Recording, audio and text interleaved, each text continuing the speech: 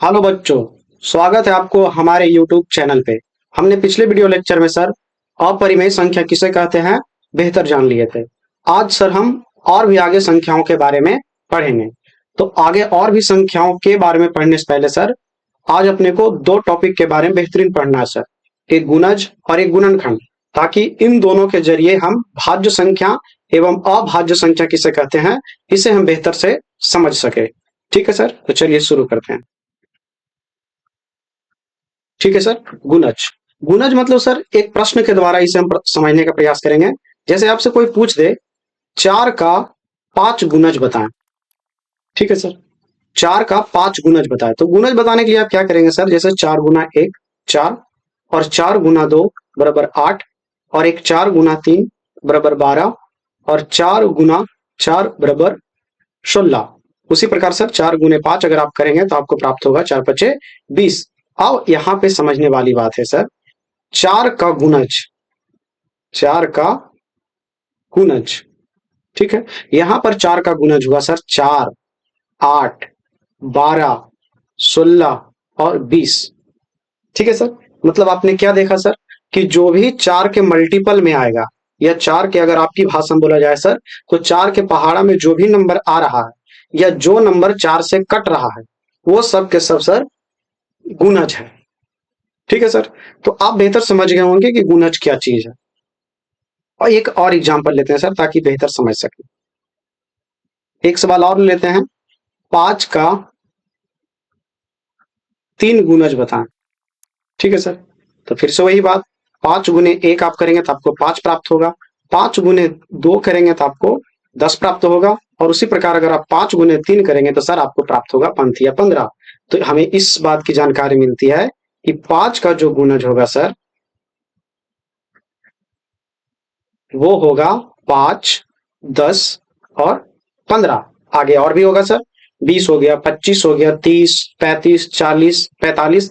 इस तरह से आप गुणज बता सकते हैं। तो हमें नहीं लगता सर कि गुणज में आपको कोई दिक्कत होगी। अब आगे बढ़ते हैं गुणनखंड की ओर। तो अगला टॉपिक ले लेते हैं सर, गुणनखंड।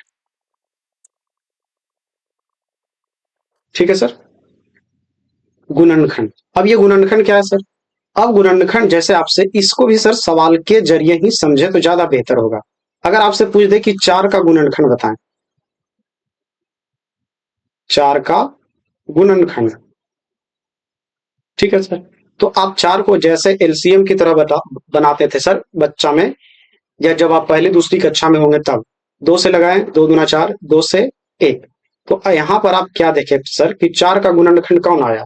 ऐसा नहीं कि आप ऐसे कर देंगे 2 गुने 1 ना सर, इस तरह से आप कर दी तो इसका मतलब है कि केवल आप 4 को तोड़ कर लिखे हैं। ठीक है, गुणनखंड का मतलब यह हुआ सर कि कौन कौन नंबर है जो 4 को काट सकता है। तो आप देख पा रहे हैं सर, एक 4 1 से भी कट जाएगा सर, 4 2 से भी कट जाएगा, यहाँ वाला 2। उसके बाद सर 4 खुद ब खुद 4 से भी कट जाएगा। तो यहाँ पर सर 1 2 और 4, ये हो जाएगा सर 4 का गुणनखंड। ठीक है सर, आगे और भी लेते हैं। सवाल लेते हैं सर, 12 का गुणनखंड बताएं।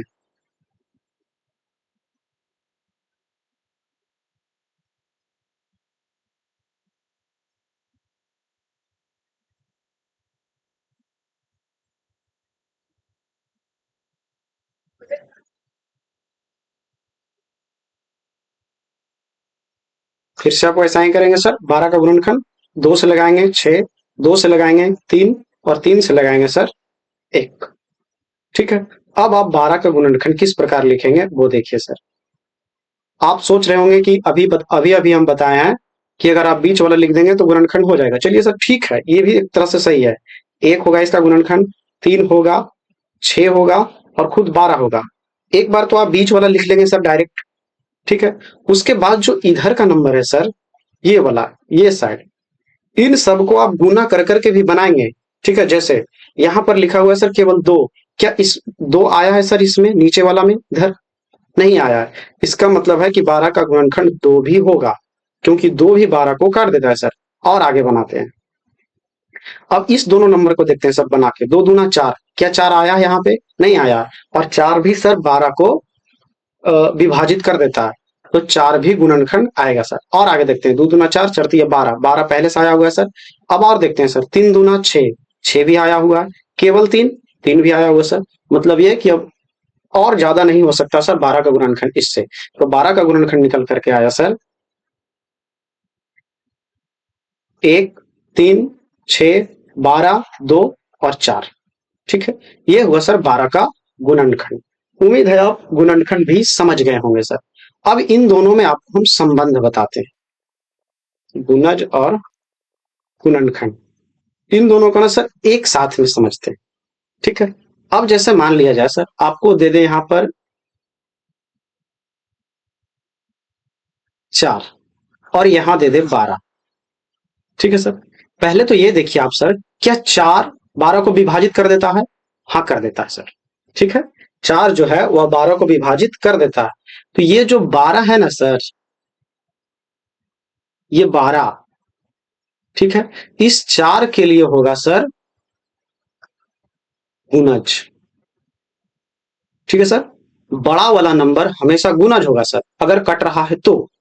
और ये जो 4 है, ये 4, ये इसके लिए होगा सर गुणनखंड, गुणनखंड।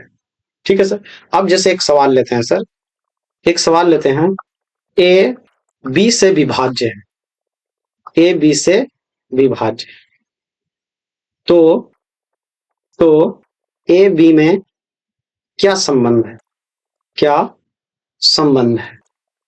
ठीक है सर, अब अभी देखिए, ए जो है बी से विभाज्य है, मतलब ए बड़ा नंबर है जो किससे विभाज्य है सर? बी से। ये पहले बोल चुका है सर कि ये विभाज्य है। और भागा में सर ऊपर में जब भी लिखाता है सर तो बड़ा नंबर ही लिखाता है। इसका मतलब यहां पर बोलेंगे सर कि ए बी का गुणज है, ए बी का गुणज है, और बी जो है सर ए का गुणनखंड है। ठीक है सर, तो उम्मीद है सर आप गुणज और गुणनखंड ये दो टॉपिक को बेहतर समझ गए होंगे। अगर आपको नहीं समझ में आया सर तो आप दोबारा देखिए, चीजें आपको बेहतर समझ में आ जाएगी। ठीक है, अब आगे बढ़ते हैं सर। अगर हम गुणज और गुणनखंड जान लिए हैं तो अब हम जानेंगे सर अभाज्य गुणनखंड। तो चलिए अपना हेडिंग डाल लेते हैं, अभाज्य गुणनखंड। देखिए सर, गुणनखंड और अभाज्य गुणनखंड में ऐसे ज्यादा अंतर है नहीं, लेकिन है सर। अब जैसे आपसे पूछे 12 का अभाज्य गुणनखंड, बिल्कुल सवाल दोबारा ही समझेंगे सर। 12 का अभाज्य गुणनखंड बताएं या अभाज्य गुणनखंड के रूप में लिखें, क्वेश्चन आ जाए सर। 12 का अभाज्य गुणनखंड करें। ठीक है सर, तो चलिए करते हैं सर। बिल्कुल वैसा ही करेंगे सर जैसे आप गुणनखंड में कर रहे थे। ठीक है, एलसीएम जैसा बनाना शुरू करेंगे, 12 लिखेंगे, 2 से 6, 2 से लगाएंगे 3, 3 से 1। अब सर यहां पर ध्यान रखने वाली बात क्या है वो आप केवल देखिए, आप लिखेंगे सर 12। अब ध्यान से देखिए सर, कौन कौन नंबर लगा है? क्या 2 लगा है? पहले 2। अब ध्यान से देखिए सर, 2 कई बार लगा? और नहीं तो अगर आप एकदम बच्चा जैसा देखना चाहते हैं सर तो देखिए, 2 गुने 2 गुने 3 गुने 1, क्या यही आया है? अब ना सर इसे आप पावर के रूप में लिखेंगे, पावर यानी सर घात के रूप में। अब ध्यान से देखिए सर, 2, अब 2 कई बार आया है? चूंकि 2 2 बार आया है सर तो इसके मत्था पर पड़ेगा 2, गुने 3 आया है सर तो आप लिखेंगे 3, 3 कई बार आया सर? 1 बार, तो इसके मत्था पर लिखेंगे 1। अब एक एक ही बार आता है हमेशा सर, ये फिक्स है। तो ये जो रूप लिखा गया है सर, इसे बोला जाएगा अभाज्य गुणनखंड। ठीक है, और आगे बढ़ते हैं सर। अगला सवाल लेते हैं, 45 का अभाज्य गुणनखंड करें। ठीक है सर, तो फिर से वही बात, आप 45 लिखेंगे सर, और यहाँ 3 से लगाएंगे, 15 तिया 45, उसके बाद 3 से लगाएंगे सर, 5 तिया 15, और 5 से लगाएंगे तो 1। तो मतलब ये कि 45 बराबर आया सर 3 गुने 3 गुने 5 और गुने 1। यानी सर आप ध्यान से देखिए, 3 कितने बार आया? तो 3 आया सर 2 बार, तो 3 पर पावर आप 2 देंगे। उसके बाद 5 सर, 5 कितना बार आया? 1 बार, तो 1 देंगे, और 1 तो है ही। तो ये जो रूप आप देख रहे हैं सर, इसे ही बोला जाता है अभाज्य गुणनखंड। ठीक है। तो अगर आपसे कोई नंबर आपको दे और कहे कि अभाज्य गुणनखंड कीजिए, तो आप गुणनखंड कर देंगे सर। देखिए सर, गुणनखंड, ये अभाज्य गुणनखंड बना लेना अलग बात है, लेकिन यहाँ से सवाल किस तरह से पूछेगा सर, वो बड़ी बात है। जैसे कह दिया सर 45 का अभाज्य गुणनखंड बताएं और बताइए कि 3 का घात कितना है, तो आप देख पा रहे हैं सर 3 पर घात है 2।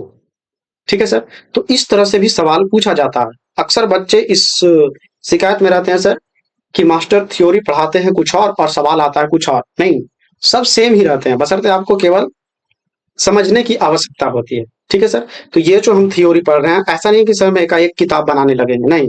हम आपको थ्योरी पढ़ाने के बाद आपके सामने बहुत सारा ऑब्जेक्टिव लाएंगे, हम किताब उताब सोल्यूशन ना करेंगे सर। ठीक है। अब आते हैं सर, अभाज्य गुणनखंड भी हमने जान लिया, गुणनखंड भी जान लिया। अब इतना जानने के बाद सर, अब हम भाज्य संख्या किसे कहते हैं और अभाज्य संख्या किसे कहते हैं, इसे जानने योग्य हो गए हैं सर। तो अब हेडिंग डाल लीजिए सर, भाज्य संख्या। चलिए इसका परिभाषा भी लिख लेते हैं सर, ऐसी संख्या, ठीक है, वैसी संख्या जिसके गुणनखंडों की संख्या 2 से अधिक हो। 2 मतलब सर ये नंबर वाला 2 नहीं, 2 मतलब 2।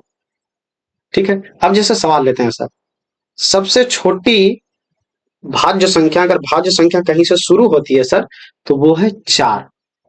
ठीक है सर। उसके बाद 6, उसके बाद 8, उसके बाद सर 9, उसके बाद 10, इस तरह से। अब हम ये क्यों लिखे हैं सर, सो देखिए, 4 से पहले भी है, 1 है अपने पास, 2 है, 3 है, हम इन सबको क्यों नहीं लिखे। फिलहाल बात करते हैं सर 1। तो 1 किससे कटता है सर, 1 केवल 1 से कटता है। 2 किससे कटता है सर, 2 कटता है 1 से और 2 से। 3 किससे कटता है सर, तो 3 कटता है 1 से और 3 से। यही तो गुणनखंड है, जो नंबर उसको काटे वही तो उसका गुणनखंड होता है, अभी अभी तो हम पढ़ाए हैं। ठीक है। तो आप देख पा रहे हैं यहाँ गुणनखंडों की संख्या क्या 2 से अधिक है, नहीं है। तो ये हो सकता है, नहीं हो सकता है सर। 2 में देखते हैं, क्या गुणनखंडों की संख्या 2 से अधिक है, नहीं है। एक गुणनखंड और 2 गुणनखंड, मात्र 2 ही गुणनखंड है। तीसरा में आते हैं सर, यहाँ 3 में, क्या यहाँ गुणनखंडों की संख्या 2 से अधिक है, नहीं है। तो ये भी सर नहीं हो सकता। अब 4 को देखिए सर, 4 1 से कटता है, 2 से कटता है और 4 से कटता है। यहां सर गुणनखंडों की संख्या 2 से अधिक गई है। इसका मतलब यह हुआ कि सबसे छोटी भाज्य संख्या कौन होगा सर, 4। ठीक है। तो अब आप ना सर समझ गए होंगे कि भाज्य संख्या क्या है। तो यहां से एक ऑब्जेक्टिव टाइप से सवाल आता है सर, सबसे छोटी भाज्य संख्या। ठीक है सर, सबसे छोटी भाज्य संख्या है सर 4। ठीक है। आगे बढ़ते हैं सर। अब हमने भाज्य संख्या जान लिया सर, और अभाज्य संख्या आप जानते हैं। रेडिंग डाल लीजिए, अभाज्य संख्या।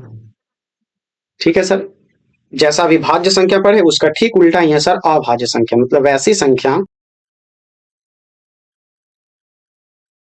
ठीक है सर। तो ऐसी संख्या जिसके गुणनखंडों की संख्या केवल 2, मतलब जिस नंबर का गुणनखंड सर केवल 2 होगा। 2 मतलब ये नंबर वाला 2 नहीं सर, 2 मतलब 1 2 होगा, उस संख्या को सर हम अभाज्य संख्या बोलेंगे। अब शुरू करते हैं सर, इसका एग्जाम्पल शुरू होता है सर 2 से, 3, 5, 6 नहीं, 7, 8 नहीं, 9 नहीं, 10 नहीं, 11। अब ध्यान से देखिए सर, 2 से क्यों शुरू हुआ, 2 से पहले तो 1 है, हम 1 को क्यों नहीं बोले। अब ध्यान से देखिए सर, 1 का अभाज्य गुणनखंड कितना होता है सर, 1 का एक ही गुणनखंड है सर, 1 और 1।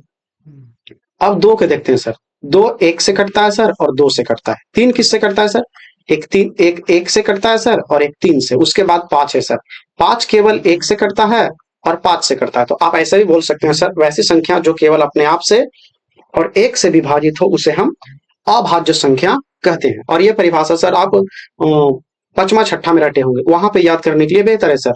लेकिन जब 10वां का आप विद्यार्थी हैं तो आपको इस बात का ध्यान रखना चाहिए, आप गुणनखंड के रूप में बोलेंगे। ठीक है सर। तो उम्मीद है सर आप अभाज्य गुणनखंड भी समझ गए होंगे। यहां से एक छोटी सवाल ये बनता है सर कि सबसे छोटी अभाज्य संख्या। ठीक है सर। तो सबसे छोटी अभाज्य संख्या है सर 2। ठीक है सर। ये नोट पॉइंट 2 ठो डाल लीजिए सर। एक होता है सर यौगिक संख्या, यौगिक। असल में सर यौगिक संख्या जो हम बोल रहे हैं सर, असल में यौगिक संख्या ही भाज्य संख्या है सर। ठीक है। इस बात का आप ध्यान रखेंगे। एक नोट पॉइंट और डाल लीजिएगा सर, रूढ़ संख्या, रूढ़ संख्या। ठीक है सर।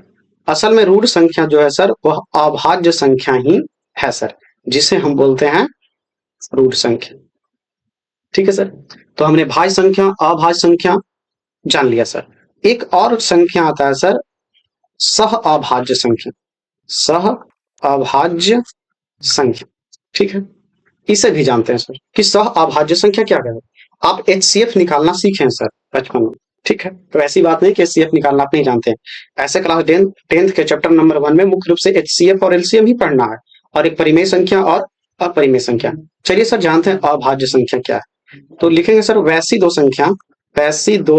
संख्या जो जो नहीं सर जिसका एचसीएफ एक हो, एक मतलब सर 1 हो, उसे सह अभाज्य संख्या कहते हैं। ठीक है सर। अब देखते हैं सर कि कौन वो दो संख्या। तो आप ध्यान से देखिए सर 2 और 3, अगर इन दोनों का आप एलसीएम निकालेंगे सर तो आपको एचसीएफ यही प्राप्त होगा, एक ही प्राप्त होगा। 3 और 4, उसी प्रकार सर 5 और 6, उसी प्रकार सर 7 और 8। लगातार दो संख्या सर अभाज्य संख्या है सर। एक खास बात और सर, एक सबका अभाज्य है। यहाँ पर एक नोट पॉइंट वाली बात ये होती है सर, एक यानी सर 1, एक सबका अभाज्य, एक सबका अभाज्य नहीं सर, एक सबका सह अभाज्य है, सह अभाज्य है। ठीक है सर। और एग्जांपल लेते हैं सर, जैसे 18 और 25, क्या ये सह अभाज्य संख्या है? हाँ है सर, क्योंकि 18 और 25 का एलसीएम अगर आप एचसीएफ फाइंड आउट करेंगे सर तो आपको एक ही प्राप्त होगा। तो 18 और 25 भी सह अभाज्य संख्या है। तो सह अभाज्य संख्या में सर आपको मुख्य रूप से ये याद रखना पड़ेगा कि वैसी दो संख्या जिसका एचसीएफ 1 हो उसे हम बोल देंगे सर सह अभाज्य संख्या। ठीक है सर। तो आज की जानकारी सर हम यहीं तक रखते हैं और मिलते हैं आपको अगले वीडियो लेक्चर में। अगले वीडियो लेक्चर में सर हम भाग और एल्गोरिदम परिमेय ये दोनों को सर बेहतर समझेंगे। तब तक के लिए सर जय हिंद।